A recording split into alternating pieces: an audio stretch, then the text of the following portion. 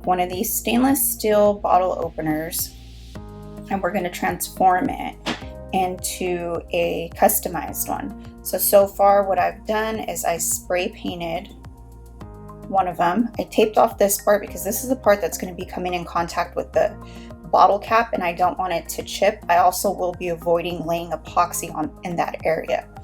So I spray painted both sides with a white Rust-Oleum paint. And now what you're going to need are some brown alcohol inks. I think I'll only be using this one, which is Latte. And you're also going to be needing a small medicine cup of rubbing alcohol. This is the one that I have, 91%, and a brush. We are going to create a wood grain look on the bottle opener now. So this is really easy to do. All you're going to do is open your ink. And I have a piece of cardstock laying down on my desk to protect it from the ink, and you should also actually be wearing gloves, so I'm going to put some on right now.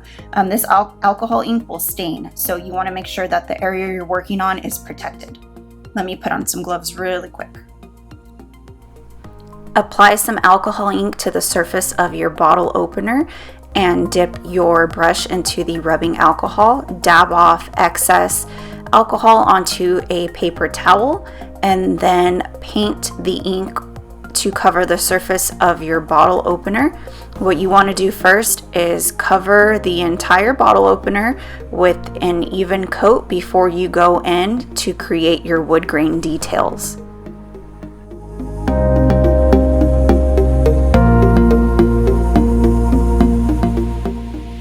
Okay, we're going to dip our brush into alcohol once again, dab off the excess, and then just continue to use different brush strokes to create our wood grain look. I don't have a certain technique. I just keep playing around with it until I like what I see. No wood grain is perfect, so you don't have to try and get it to be perfect. Just keep experimenting until you like what you see. Okay, this side is done. This side will have a quote on it. The back side, I will also do wood grain, but I will not need to be as detailed because it will contain a picture of my daughters and the picture will take up the majority of the surface. So I won't need to make these rings on the back side.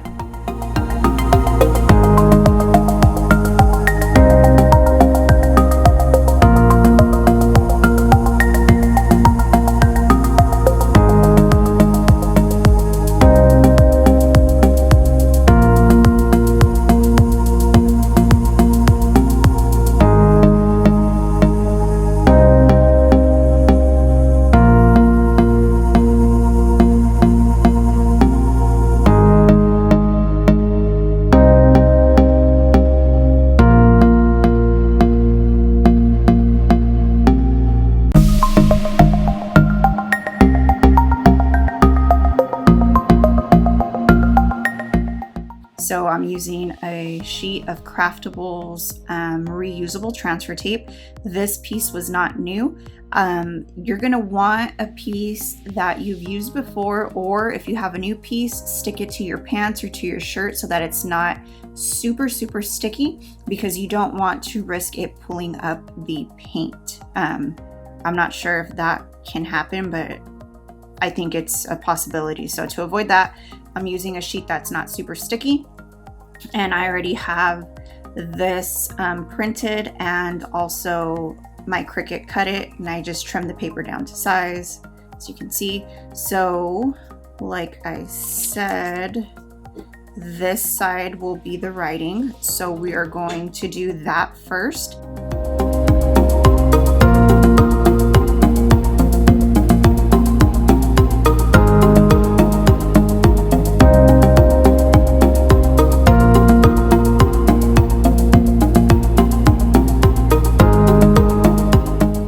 Okay, we're moving on to the photo side. You just simply remove the photo from its backing and place it onto your bottle opener. I'm trying to center it as best I can just by eyeballing it. Once you have it where you like it, you're going to press down and run your fingers over it to make sure that it is firmly attached to the bottle opener. Since we are going to be using epoxy, you do not want it to lift anywhere because it will create air bubbles and it does not look good with air bubbles. So I'm just going to continue to run my fingers over it to make sure that it's attached properly in every area, especially the corners.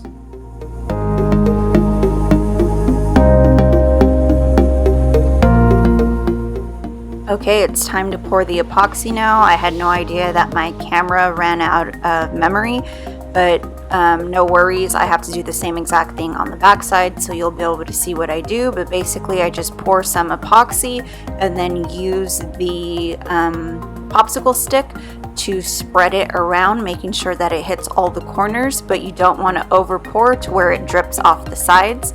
And then you wait for that to cure, and I will show you what to do after that. Once you've let the epoxy cure, it's time to add liquid latex to this side to protect it so that when we flip it over, it's safe from getting ruined when we pour epoxy on the other side. I just use a Q-tip. I pour a little bit of the liquid latex over the surface, use the Q-tip to spread it all around, and then I wait for it to completely dry before I flip it over to add epoxy to the backside. This step is completely optional. I do it just to ensure that the project doesn't get ruined, and I only do this when I'm epoxying two sides of a project. If I would just be epoxying this side, obviously this step would not be necessary at all. The liquid latex is dry now, so I'm flipping my project over so that I can epoxy the back side. I am pouring the epoxy in the center and using a popsicle stick to spread it out to ensure all the corners are covered. I'm avoiding the little part that I left stainless steel. That is the part that will come in contact with the bottle caps, and if I put epoxy on it, I'm risking cracking the epoxy or damaging it. So we're leaving that free of epoxy.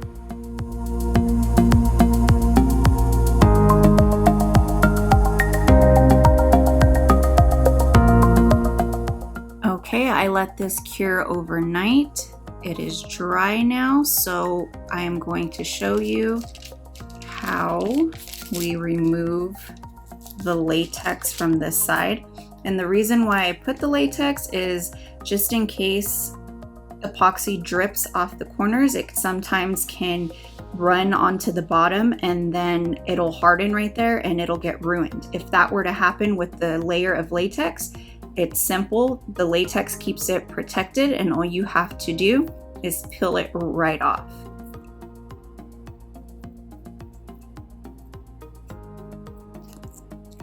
So I don't have to worry about any excess epoxy dripping on to this side of my bottle opener and having to sand it down to repair it. So that is it. This side stayed perfect. No epoxy dripped and ruined it. And that's how you make a custom bottle opener. I'm really satisfied with the outcome. I had this idea in my head. I had never seen anything done like this, so I thought it would be fun to try and see if it would work. This is made to be carried inside of a wallet, so hopefully the epoxy lasts and doesn't get ruined in there. I'll keep you all updated. I hope this tutorial was helpful. Thank you guys so much for watching, and I'll be back soon with more videos.